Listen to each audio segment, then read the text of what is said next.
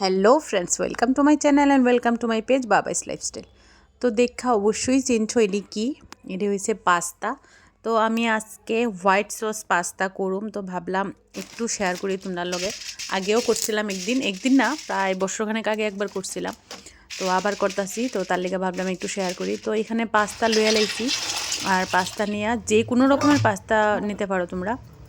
Pasta নিয়ে এখানে boil করে নেওয়ার লিগে বয়া দিছি, আর একটু নুন দিয়ে দিছিলাম যাতে একটু বয়েলটা ভালো হয়।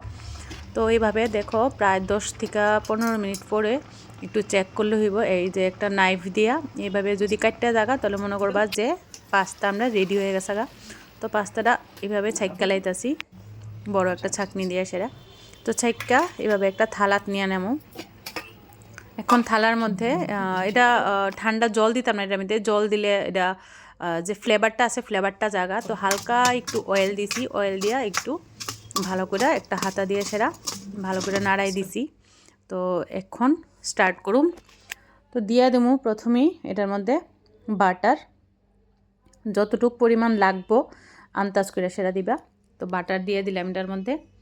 তো এরপরে দিয়ে দিমু, আমি একটু বেশি পরিমাণে বাটার দিছি ওই দিন, কারণ পাস্তা খুবই কম খাওয়া পড়ে।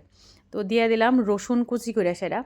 এই যে, তো রসুনের যখন একটু বাটার আর রসুনের যখন ফ্লেভারটা আইব, খুব একটা ভালো লাগবে। যে ফ্লেভারটা আউন পর্যন্ত এটার ভালো করে নাড়াচাড়া করতে লাগবো। এই যে দেখো ভালো করে নাড়াচাড়া হয়ে গেছে আগা। তো এখন এটার মধ্যে অ্যাড করুম হইছে ময়দা।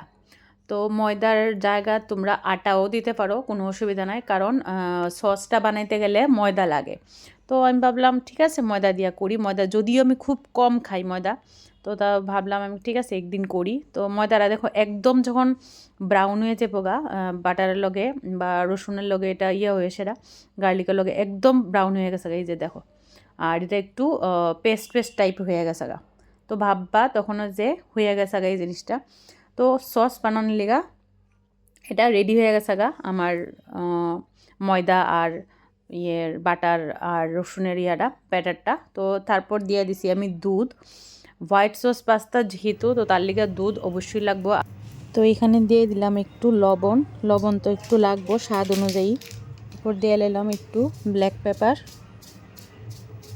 এই যে, তারপরে এটা শুকাই গেছে গা। তো আবার আস্তে আস্তে আস্তে আস্তে কিছু দুধ মিলাইলামও পরিমাণ মতো, যতটুকু দরকার হইব ততটুকুই তোমরা মিলাইবা।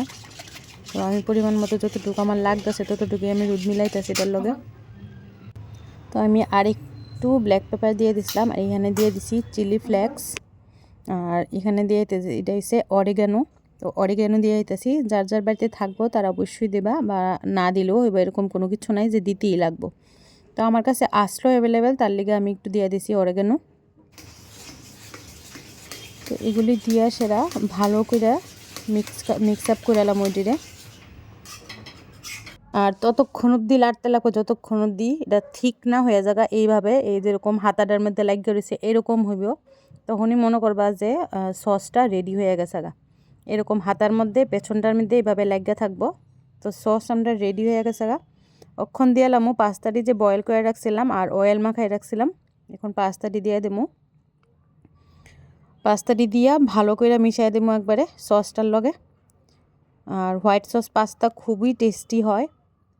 আমি আরেকবার বানাইছিলাম, আর এই লিয়া দ্বিতীয়বার বানাইতেছি। ভালো করে মিক্স করে এলাম আস্তে আস্তে। আবার বেশি নাড়লে আবার পাস্তাটি আবার ভাঙ্গা দিতে পারে, তো ভাঙলে আবার দেখতে ভাল লাগতো না। তো এখন দিয়ে লাইতেছি এটার মধ্যে চিজ। এই যে বড় স্লাইজের 3টা স্লাইস দিয়ে এলাম আমি চিজ এখানে। তো চিজটা মেল্ট হইতে লাগবো। তো এটা একটু ভেঙে দিতেছি, মেল্ট না হইলে এটা তো আবার মিশতো না এটা সবটার সঙ্গে। ভালো করে নাইড়া চেড়া দিতেছি যাতে চিজটা নিচে গেলে মেল্ট হইব ভালো করে। এই যে মেল্ট হয়ে যেতেছে, দেখো কত সুন্দর করে। আর চিজের একটা খুব ভালো একটা টেস্ট আইব এটার মধ্যে। এই যে মেল্ট হয়ে গেছে গা মোটামুটি, আর অনেকটাই ড্রাই হয়ে গেছে গা আমার লাগতেছে, কারণ এটা মোটামুটি সবই দেওয়া হয়ে গেছে, আর কোনো কিছু দেওয়ার নাই। আর বেশি ড্রাই হয়ে গেছে কারণ এটা যখন নামাইলে আরও ড্রাই হয়ে যাবো তো একটু দুধ মিক্স করে এলাম আমি আবার। আমি আর দেখাইছি না, আমি একটু দুধ মিক্স করে লাইছি, যে দেখো আগে বেশি ড্রাই হয়ে আসলো। তো এই দুধটাও টাইনা লেব, যখন নামামু তখন একদমই টাইনা লেব দুধটা। তো তার লিগে একটু দুধ মিক্স করছি। তোমরা যদি মনে করো যে ড্রাই হয়ে যাবে তো একটু দুধ মিক্স করতে পারো। তো রেডি হয়ে গেছে এবার সার্ভ করার পালা।